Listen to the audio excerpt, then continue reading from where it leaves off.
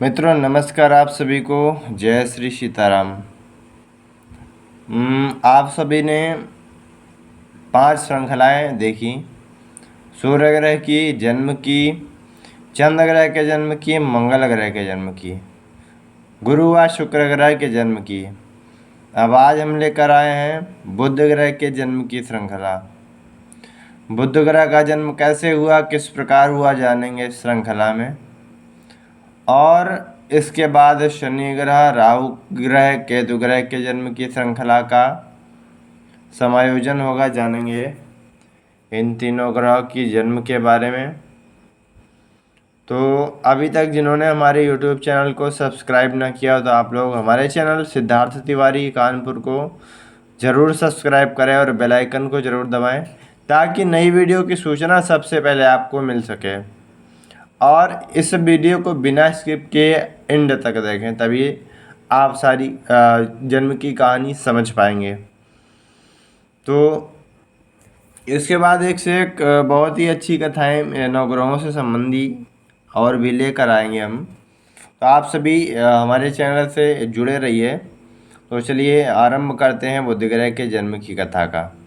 किस प्रकार से बुध ग्रह का जन्म हुआ जानते हैं। देखिए, आश्रम में वातावरण आह्लाद कारक है। कतार में बैठे विद्यार्थी वेद मंत्रों का पाठ कर रहे हैं। उनके ऊपर वृक्षों की डाल में छिपे सुग्गे, यानी जिन्हें तोते कहते हैं, तोते भी उनका अनुसरण कर मंत्र बोल रहे हैं। क्रमशः सुनाई दे रही पक्षियों की किलकिलाहट, रह रह कर आ रही मोरों की पुकार आश्रम के वातावरण को नेपथ्य संगीत प्रदान कर रहे हैं। पठन पाठन कर रहे विद्यार्थियों के स्वर को एकाग्रता से श्रवण करते बृहस्पति की पलकें किसी अज्ञात पदचापों ने जैसे विघ्न डाल दिया हो। उसकी दृष्टि एक अलबेली सुंदर लज्जित चाल से, जैसे किसी स्त्री के केशों में मांग जैसी दिखती पगडंडी पर चले आ रहे एक युवक पर केंद्रित हो गई। सुडौल शरीर गठन, चमकता शरीर वर्ण, आंखों को आकर्षित कर मोहित करने वाली सुंदरता, उसी पुरुष को बार बार देखने की इच्छा हो जाए ऐसा सीधापन। कौन है वह युवक? इंद्रलोक में तो इतना सुंदर व्यक्ति उत्पन्न हुआ नहीं होगा। अपनी ओर ही देखते हुए आश्रम प्रांगण में आ रहे उस युवक को एकटक देखते रह गया बृहस्पति। वह युवक अबोध से बैठे हुए विद्यार्थियों के पीछे आकर खड़े होकर विनयपूर्वक बृहस्पति को देखता रह गया। कौन हो युवक? बृहस्पति ने ऐसा प्रश्न किया। आपके दर्शन के लिए आया हूँ। बृहस्पति ने हाथ उठाकर शिष्यवृंद की ओर देखा।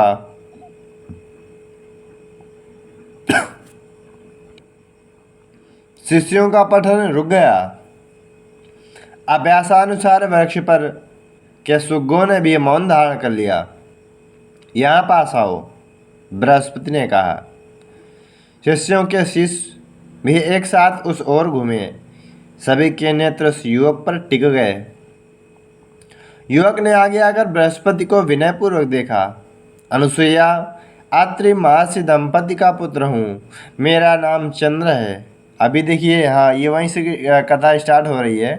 अभी पिछले लेख में आप शुक्र ग्रह वाले में ये कथानक पीछे जो छूट गई थी, तो उसका ये आगे का भाग है। तो श्रवण करें, बहुत ही अच्छी श्रृंखला है। जब चंद्र अपने घर से जा रहे थे, माता पिता उनको एकटक नहीं आ रहे थे, तो देखिए उन्होंने कहा मेरा नाम चंद्र है। ओह, आत्रेय हो? बृहस्पति ने बीच में ही कहा। जी, अपने पिताश्री के आदेशानुसार उन्नत विद्याभ्यास के लिए आपके सानिध्य में आया हूँ। कृपा कर। ओह, यह बात है। बृहस्पति ने पुनः बीच में ही टोका। अत्रि अनुसुईया दंपति के पुत्र का असामान्य सौंदर्य, दया कर। विद्यार्थी के रूप में स्वीकार कर विद्यादान अनुग्रहित करें।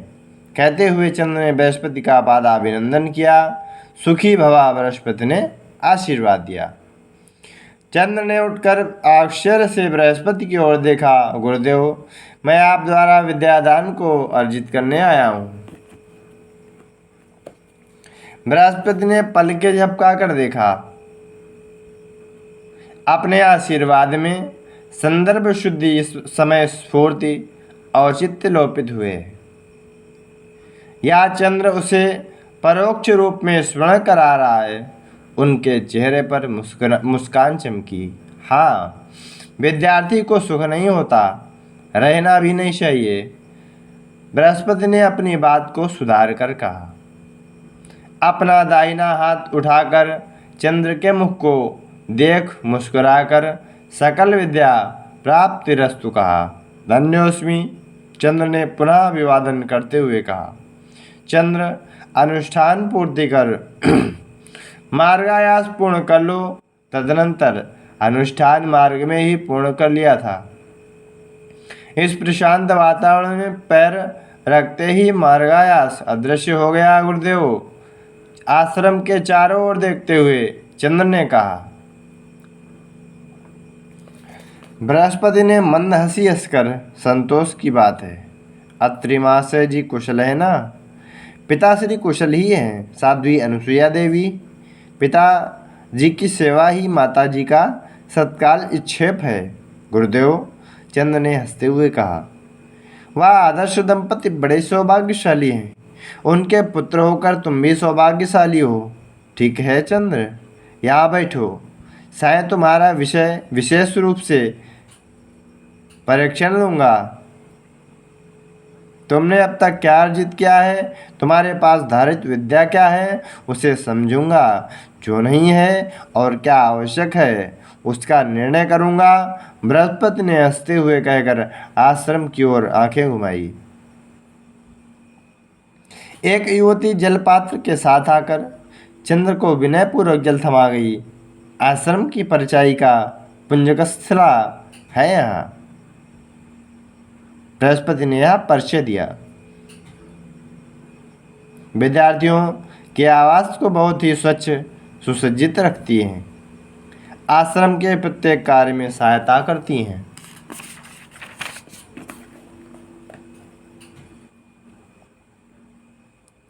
चंद्र ने प्यास बुझाकर पात्र पुंजिक स्थला को दे दिया और विद्यार्थियों की कतार के पीछे की ओर कदम बढ़ाया। दो आंखें चंद्र को तदेक देख रही हैं। वे बृहस्पति की आंखें नहीं हैं, वे किसी विद्यार्थी की आंखें भी नहीं हैं। वे आश्रम के गवाक्ष में से देखती आंखें, वे कमल के पत्तों से विशाल कजराई आंखें, वह बृहस्पति की सती की आंखें, वह मधुवती तारा की आंखें। बृहस्पति शयनागार में आया। तारा शयन पर बैठी हैं। मातायन से झूम कर आता पवन उसके पल्लू से खेल रहा है। मधुर फूलों की सुगंध लेकर आता पवन शयनागार में व्याप्त हो रहा है। अभी जाग रही हो तारा? प्रश्न किया बृहस्पति ने। पति के आने की आहट सुन तारा झटके से उठी खड़ी होकर। नींद नहीं आ रही, तारा ने कहा। बृहस्पति शयन पर विश्राम के लिए लेटा। अप्रयत्न ही उसके हाथ ने तारा के हाथ को पकड़ा। तारा सैया के निकट किनारे पर बैठी है। उसकी दृष्टि बृहस्पति के मुख पर है। वह नूतन विद्यार्थी कुछ और कहना चाह रही है। तारा? कौन? चंद्र? बृहस्पति ने प्रश्न किया। ओह, उसका नाम यही है ना? अपने सभी विद्यार्थियों में वही अधिक आयु का लगता है। अधिक आयु ही है ना स्वामी? तारा ने समय बिताने जैसी बात पूछी। चंद्र आयु में बड़ा ही नहीं है तारा, विनम्रता में, विद्या में, बुद्धि में भी अधिक है। पति ने मुस्कुरा कर कहा। अच्छा, चंद्र कौन है जानती हो? ब्रह्मा के मानस पुत्र अत्रि महर्षि और साध्वी मणि अनुसुईया का अनंग पुत्र है। वाह, माता पिता दोनों महान हैं। तारा मुस्कुरा दी। हाँ, अत्रि महर्षि ने चंद्र को विशेष कर मेरे यहाँ भेजा है शिष्यत्व शिष्यत्व ग्रहण करने। बृहस्पति ने सगर्व कहा, रहने दीजिए, आपके शिष्यों में एक युवक का रहना भी अच्छा ही है। इस समय जितने भी हैं सभी बालक ही हैं, नदी से जल नहीं ले आ पा रहे हैं। इठलाते हुए कहा, स्वामी, उस चंद्र से नदी जल तो मंगवा सकती हूँ ना। बृहस्पति को हंसी आ गई। उसमें पूछना क्या है तारा। गुरुकुलवासी विद्यार्थियों को गुरु शुश्रूषा जितने मुख्य हैं, गुरु पत्नी की सेवा भी उतनी ही मुख्य है। तारा ने असंकल्पित ही तृप्त भाव से दीर्घ श्वास लिया। सो जाओ तारा, फिर प्रातःकाल ही उठना है। बृहस्पति ने उसका हाथ कोमलता से खींचते हुए कहा। तारा शैया से नीचे उतरकर खड़ी हुई। उसी कोमलता से अपने हाथ पति के हाथों से छुड़ाए। आप सोइए, पता नहीं मुझे नींद क्यों नहीं आ रही है। कुछ देर उद्यान में टहलूंगी, जल्दी ही आ जाऊंगी। तारा पति के प्रत्युत्तर की प्रतीक्षा किए बिना ही बाहर निकल आई। अकस्मात शीतल पवन तारा के घुंघराले केसों से बात करने लगा। एकाएक उसके पल्लू को खींचकर खेलता रह गया। तारा के हाथ हिले नहीं।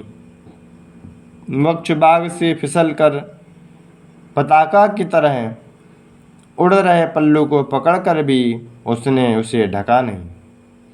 तो नवग्रह पुराण के बुध ग्रह के जन्म की श्रृंखला बस यहीं तक। यह भाग बस यहीं तक। अगला भाग आप सभी के समक्ष कल प्रस्तुत होगा। तो जिन्होंने अभी तक आगे के पीछे के भाग न देखे हों तो आप लोग चैनल को सब्सक्राइब करके आप पीछे के सारे भाग प्लेलिस्ट बनी हुई है, उसमें से जाकर आप देख सकते हैं। सूर्य चंद्र मंगल गुरु शुक्र ग्रह के जन्म के कथानक। तो जिन्होंने अभी तक हमारे चैनल को सब्सक्राइब ना किया आप लोग सब्सक्राइब जरूर कर लें। आगे ऐसे ही नवग्रह जन्म से संबंधित और भी व्याख्यान हैं, अभी सभी को श्रवण करने होंगे। तो जुड़ जाइए आप हमारे साथ हमारे चैनल के माध्यम से। तो मिलते हैं आप सभी से कल के भाग के दौरान। जय श्री सीताराम।